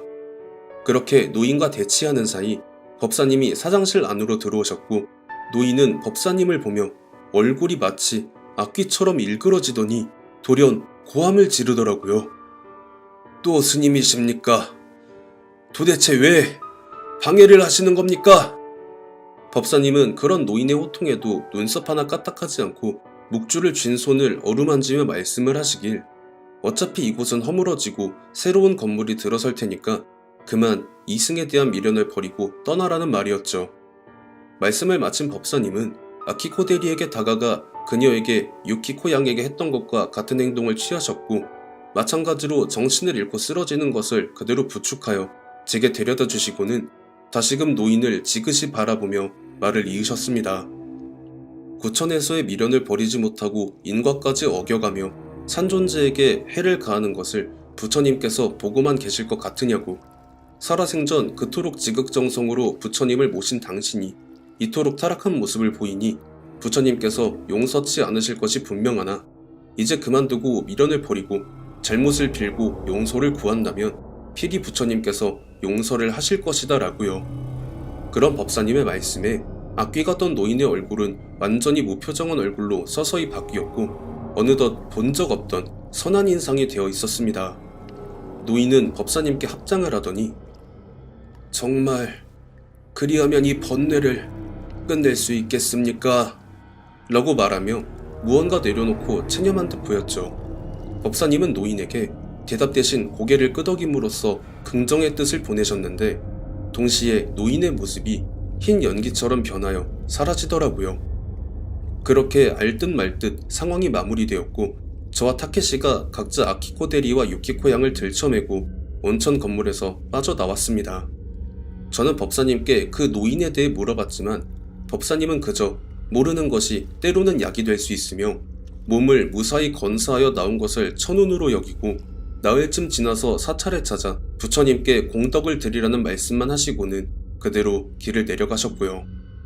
저는 그날 일에 대해 회사에 어떻게 보고를 해야 할지 퍽 난감하긴 했지만 법사님께서 일을 잘 처리해 주셨으리라 믿고 건축승인 허가를 받으면 될 것 같다는 보고서를 제출했는데요. 투자자가 갑자기 뜻을 철회하면서 그 사업권은 말짱 도루묵이 되어버리고 말았네요. 애초에 1월 일이었으면 저와 부하 직원들은 왜 그런 난리통을 겪어야만 했는지 퇴직을 하고 밭을 일구며 살아가는 지금도 아주 가끔씩 그때의 부당하고 공포스러웠던 경험이 생각이 나고는 합니다. 실제로 일본의 버블 붕괴 이후 중산층들이 애용하던 여관 온천이나 스키장 같은 여가 사업이 많이 무너진 걸로 아는데요. 버블의 붕괴와 함께 부동산이 붕괴되면서 시리에 빠져 스스로 생을 마감한 분들의 한이 얼마나 깊고 클지 짐작할 수는 없지만 부디 그 여관 온천의 사장님께서 이승에 얽힌 악연을 잘 매듭짓고 다음 생엔 평안하시길 진심으로 바라봅니다. 시청해주신 모든 분들 감사드리며 구독, 좋아요, 알림 설정 부탁드립니다. 실제로 겪은 실화를 바탕으로 한 검통 공포라디오. 오늘 들려드릴 이야기는 시청자 땅땅이님이 보내주신 이야기로 당시 거주하던 집의 앞마당에 있었던 감나무에 대한 이야기라고 합니다. 과연 어떤 이야기일지 지금 바로 알아보도록 하겠습니다. 제 바로 손윗 형님이 검통님의 구독자라 타 채널이 아닌 검통님께 제보를 하게 되었습니다. 제가 그 일을 겪었을 때는 현 시점에서 대략 32년 전으로 제가 초등학교 3학년이었던 시절이었죠. 당시 저희 집은 전라남도 영광에 있던 2층짜리 전원주택이었는데 증조부님이 해당 터에 집을 지어 올린 이후로 제가 제보하는 이 이야기의 만렵까지 지냈었던 곳이었습니다. 그 감나무에 대해 할아버지께 들었던 이야기로는 집터에 건물을 올리기 이전부터 그 자리에 있었는데 보기에도 나쁘지 않고 마당이 워낙에 넓었던 터라 열매가 열리는 나무 하나쯤은 있어도 괜찮다고 하셨던 증조부님의 의견에 전적으로 맞춰서 이전에 있었던 건물을 비롯한 조경들을 허무는 과정에서도 살아남아서 마당의 한 켠을 차지하고 있는 언제부터 그 자리에 있었는지 가늠이 안 되는 나무라고 하셨던 게 기억이 나네요. 그 나무에서 열리는 감은 사시사철 저희 가족의 간식거리를 책임지는 역할을 하면서도 저희 집을 방문하는 손님에게 운치 있는 정경을 보여주는 저희 집의 마스코트 역할을 하는 등 당시 제가 다니던 학교의 같은 학급 친구들도 감나무를 보러 학교 후 저희 집을 찾는 등 분명 그때까지만 하더라도 저희 집안의 복덩이 역할을 하는 그런 나무였어요. 그렇게 제가 10살이 되었을 즈음 부모님은 저도 나이가 찰 만큼 찼으니까 이제는 혼자 방을 써도 될 때가 되었다고 말씀을 하시면서 정확히 그 감나무가 창 너머 정면으로 보이는 1층에 방을 내어주셨는데요. 안 그래도 그 감나무에 대한 남다른 애정이 깊었던 저는 그 결정에 좋아라 하며 너무 좋다고 방방 뛰었었죠. 그게 저에게 기억도 하기 싫은 악몽 같은 그 일을 선사할 줄은 꿈에도 모르고요. 저희 가족은 부모님 슬하의 5남매로 첫째, 둘째 오빠와 그 밑으로 2명의 언니, 그 밑에 제가 있었는데 생각해보니 조금 의아했던 게 첫째 오빠와 둘째 오빠는 각자 따로 방을 썼다 손쳐도 제 위로 있는 언니 2명은 둘이서 한 방을 쓰는데 왜 저만 각방인지에 대해서 의문을 가졌었죠.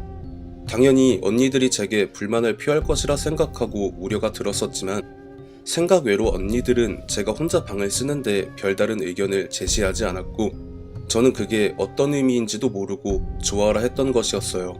저는 저 혼자만의 공간이 생긴 것에 대해 마냥 기쁘기만 했고 제 방이 생긴 첫날 하교하고 들어와서 숙제를 마치고 저녁 식사를 한 다음 샤워를 하고 제 방으로 들어와 책을 읽으며 알람 시계가 9시를 가리키기만을 기다리고 또 기다리기를 한참 저는 9시가 되는 걸 확인하고 곧장 불을 끈 다음 침대에 누워서 침대 맞은편의 창가에 바로 보이는 감나무를 흐뭇하게 바라보면서 행복감에 젖어 잠에 들었습니다. 한창 자고 있는데 어디선가 땅바닥에 옷깃이 쓸리는 소리가 제 잠귀를 어지럽히더라고요. 안 그래도 잠귀가 밝은 편인 저는 그 소리에 당연하게도 잠에서 깨서 부스스하게 눈을 부비면서 소리의 진원지를 찾기 시작했죠. 확실히 방 안에서 나는 소리는 아니라는 걸 확인한 저는 반사적으로 창밖으로 눈을 돌렸는데 아직도 그 장면이 잊혀지지가 않아요. 감나무 바로 밑에서 어떤 남자가 흐느적거리는 기괴한 움직임으로 땅바닥을 입고 있는 옷이 쓸려가면서 기어다니고 있었거든요.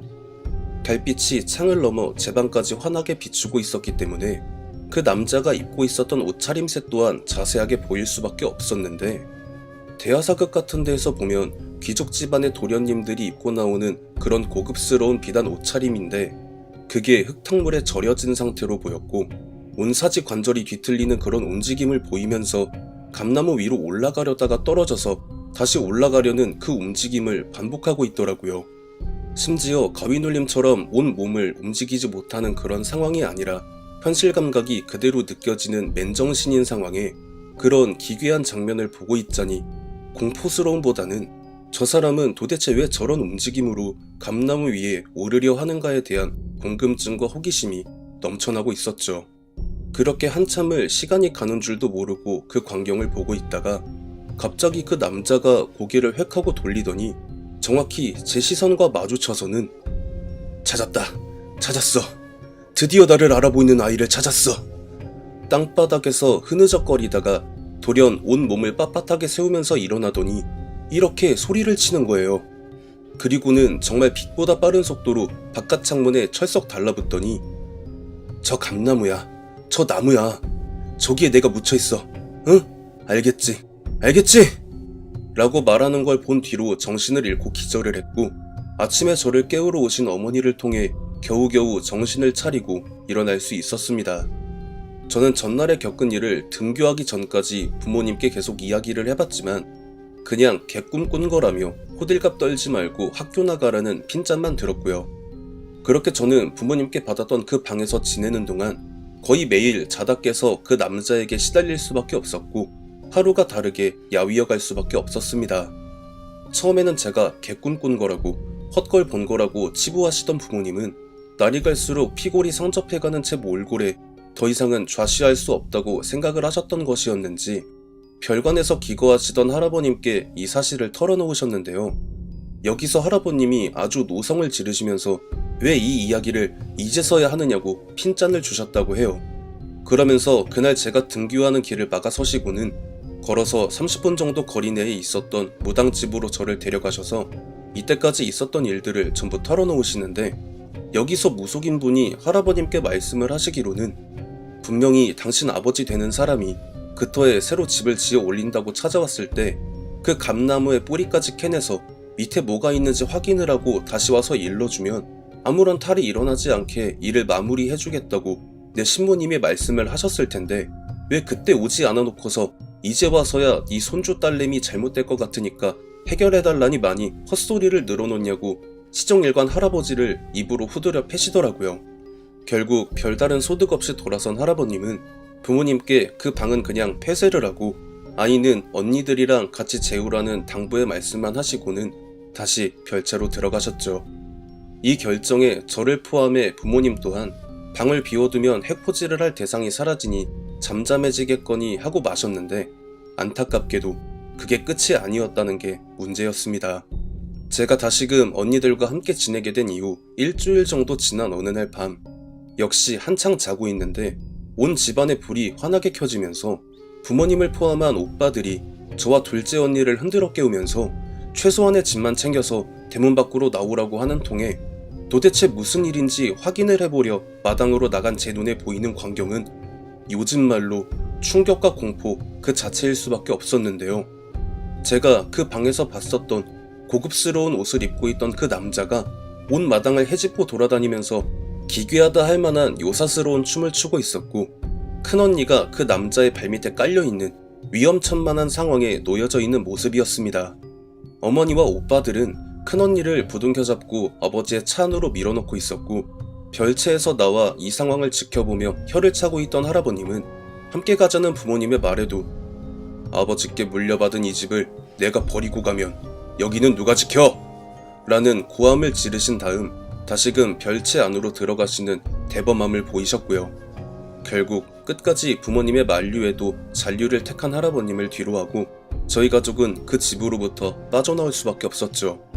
아버지의 차를 타고 외가로 이동을 하는 그 상황에서도 아버지는 할아버님에 대해 안 좋은 말씀을 하시면서 도대체 그 감나무가 뭐길래 그리 싸고 도시는지 모르겠다며 당신 같았으면 당장이라도 인부들을 불러다가 뽑아버렸을 텐데 그 나무 밑에 무슨 꿀단지라도 모셔놓은 거 아니냐는 등 도저히 할아버님을 이해할 수 없다고 하셨습니다.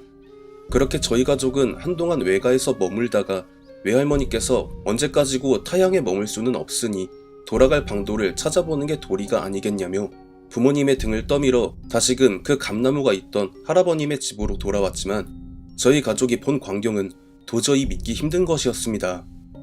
할아버님께서 그 나무의 밑둥에 쓰러진 채 숨을 거둔 상태로 발견이 되셨기 때문이었죠. 저희 가족은 부랴부랴 할아버님의 시신을 수습해서 장례를 치렀고 별채의 할아버님의 유품을 수습하던 중 증조부님과 할아버님의 유언장을 발견했는데요.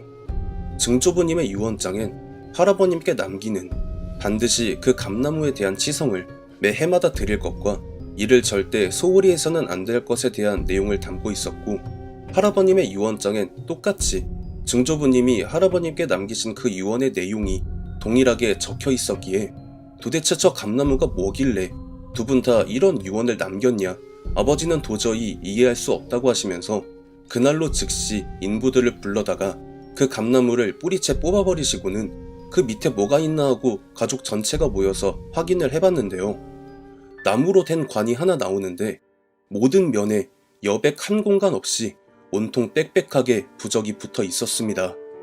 그리고 그 관 위엔 그리 오래되어 보이지 않는 나무 상자가 하나 올려져 있었는데 아버지는 주저없이 그 상자를 열어보시고는 곧장 엄청난 충격을 받으신 건지 상자를 손에서 떨구시고는 온 몸을 사시나무 떨듯이 벌벌 떠는 모습을 보이시길래 어머니를 비롯한 오빠 2명이 그 안의 내용물을 확인하고는 큰오빠의 손에 그 모양이 정형되지 않은 금덩이 한 개가 들려있는 게 제 눈에 보이더라고요.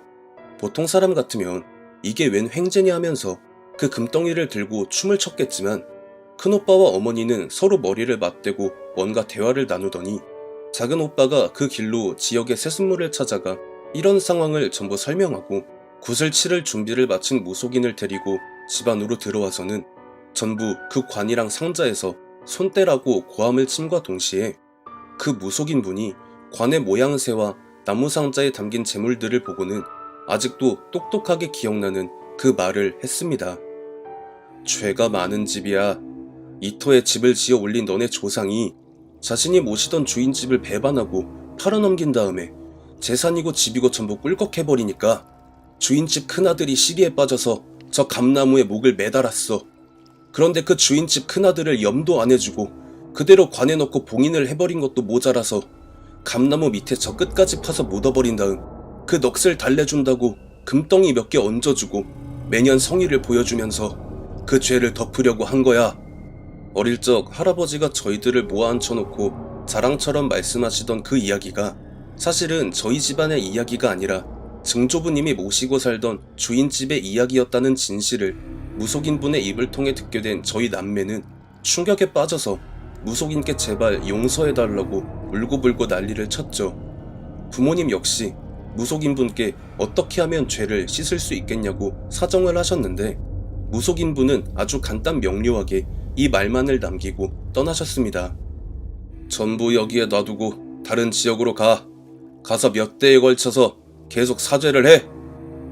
굿을 해라, 얼마를 내라 이런 염세적인 말을 한 게 아니라 남의 집안의 것을 빼앗아 자신의 것인 마냥 땅땅거리며 살아온 모든 죄를 낱낱이 고하고 언제쯤 용서를 받게 될지는 모르겠지만 꼭 뉘우치고 살아가라는 현실적인 말을 한 것이었죠. 그렇게 저희 가족은 타 지역에 가서 정착을 할 만한 약소한 금액만을 남겨둔 채 그 남자분에 대한 사죄의 의미를 담은 제사를 치러드린 다음 증조부님과 할아버님께서 소유하고 계셨던 막대한 재산을 전부 감나무에 매여있던 그 남자분의 집안을 찾아가 죄송하다는 말만 남기고 전액을 양도한 다음 현재 살고 있는 지역으로 넘어와 하루하루 반성하는 마음가짐으로 살아가고 있습니다.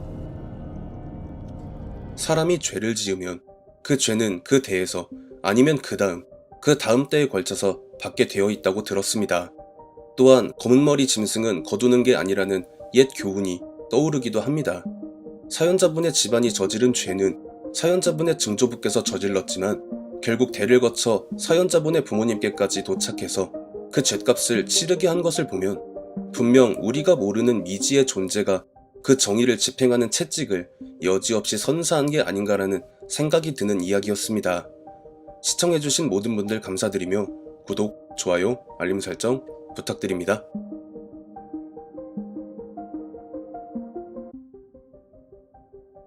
실제로 겪은 실화를 바탕으로 한 검통 공포라디오.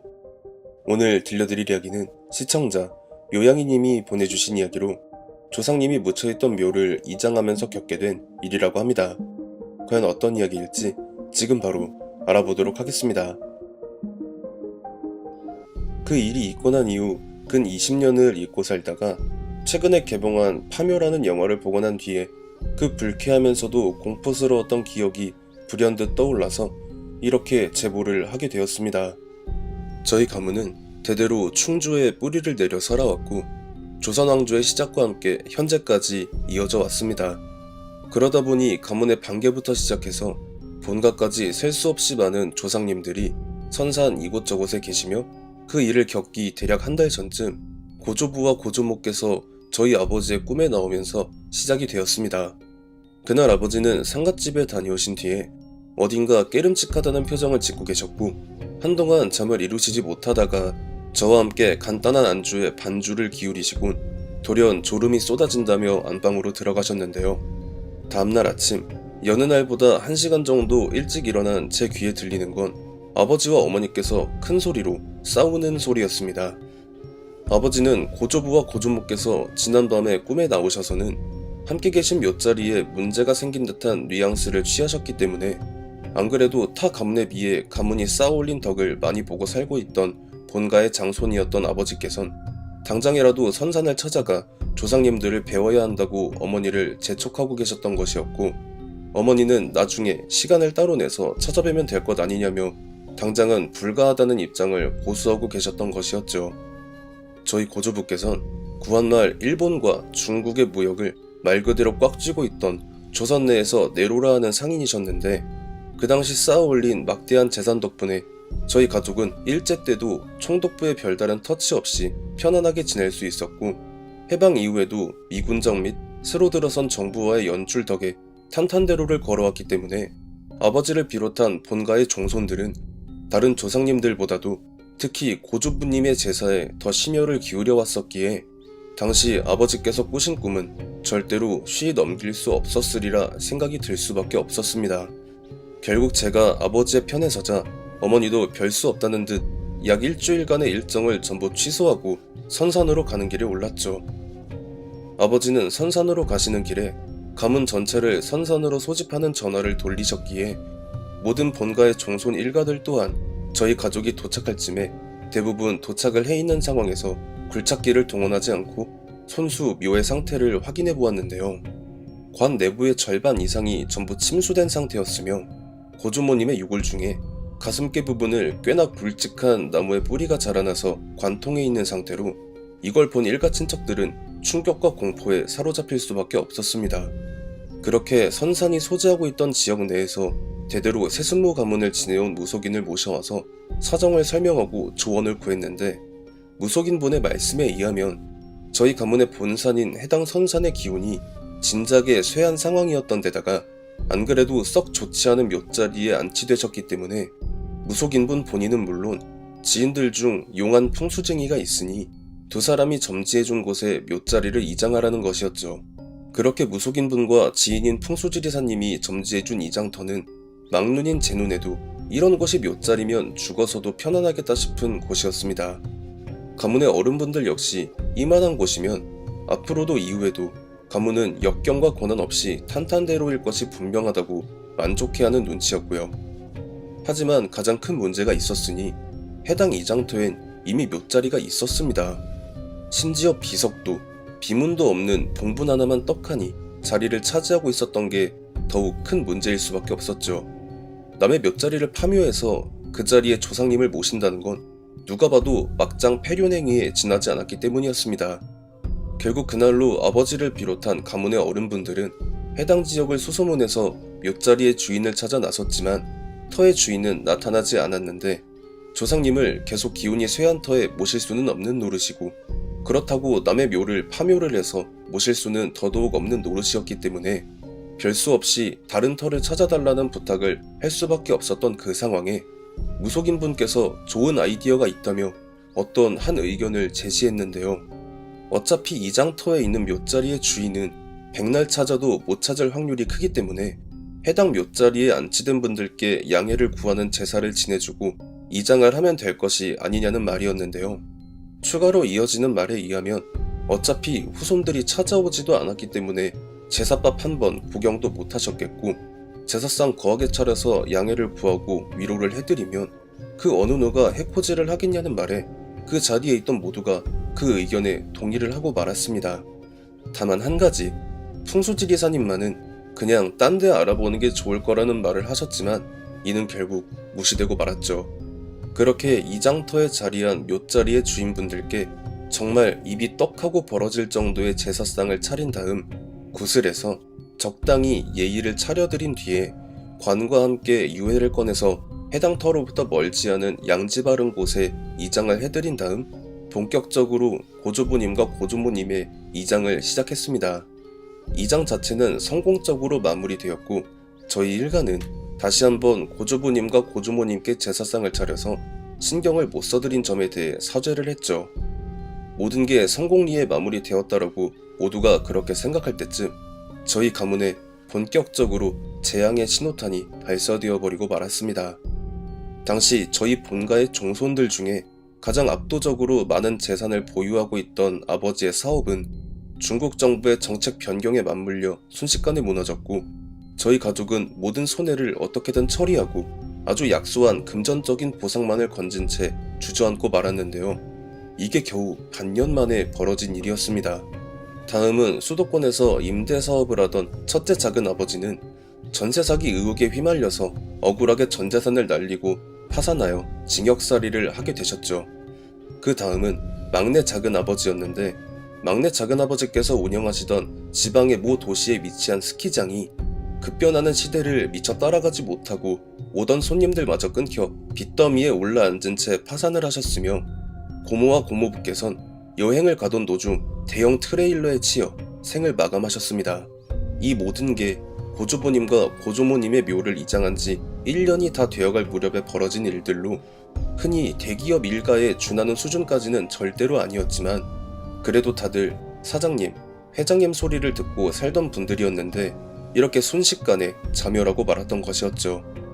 아버지는 이 모든 게 묘자리 때문인 것 같다며 괜히 그때 무속인의 말을 듣고 이장했다가 이 사태가 벌어진 것이라며 매일 술에 절어 자책만 하시던 어느 날 아버지의 꿈에 고조부님과 고조모님이 나오셨는데 두 분의 몰골이 말이 아니었다고 합니다.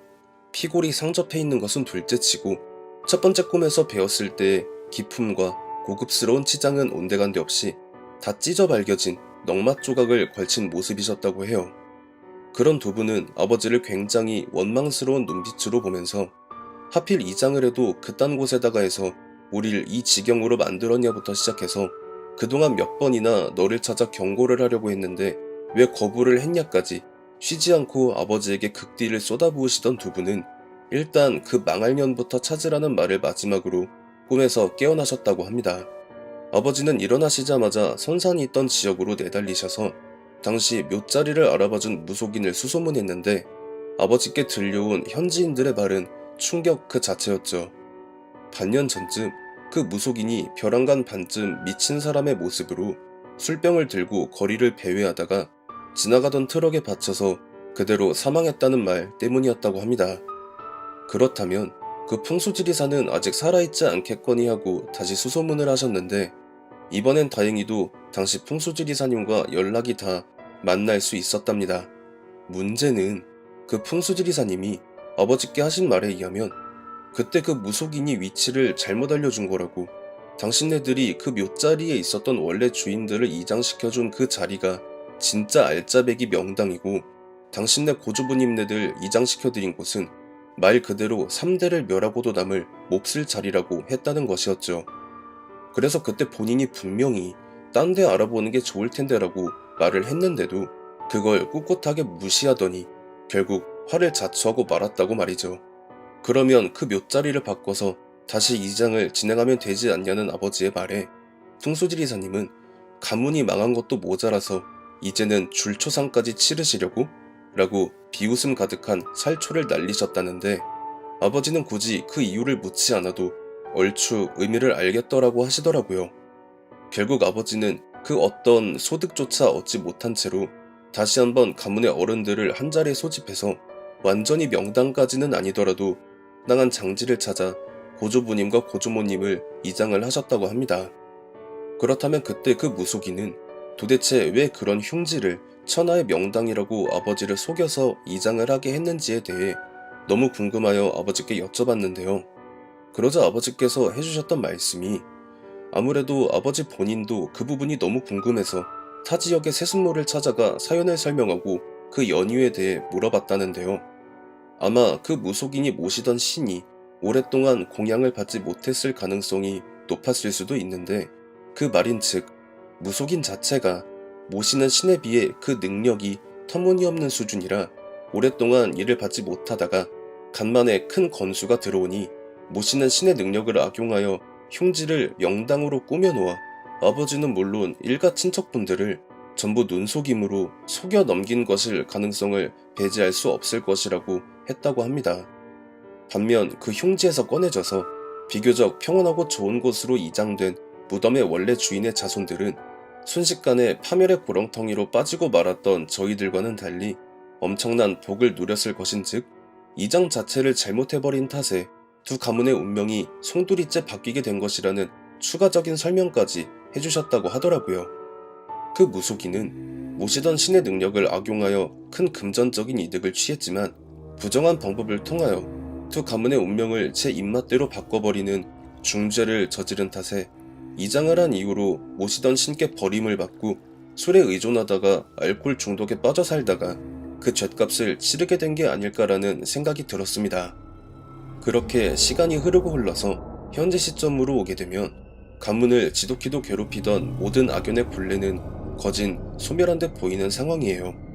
저희 아버지를 비롯한 가문의 어른들은 이미 이 세상에 계시지 않고 세대가 완전히 교체된 현 상황에선 장손인 저를 비롯한 제 형제들과 친척 일가들의 모든 일이 잘 풀려가고 있고 다시금 윗세대 분들의 영화를 누리려면 한참 더 긴 세월이 가야 하겠지만 나름 만족하고 살고 있습니다. 이번 이야기는 뭐랄까, 귀신이 나오고 해코지를 해서 공포감을 들게 하는 다른 제보 사연들과는 판이하게 다른 현실감 넘치는 공포를 안겨주네요. 도대체 그 빌어먹으리라고 표현을 하실 정도로 좋지 않은 자리를 천하의 명당이라고 소개한 그 무속인의 정체는 무엇이었으며 한 일가족을 넘어 일가 친척들 전체를 사지로 몰아넣은 그 묘자리. 저 역시 아직 파묘라는 영화를 보지는 못했지만 왠지 이번 사연을 다루면서 굳이 안 봐도 되지 않을까라는 생각을 했습니다. 시청해주신 모든 분들 감사드리며 구독, 좋아요, 알림 설정 부탁드립니다.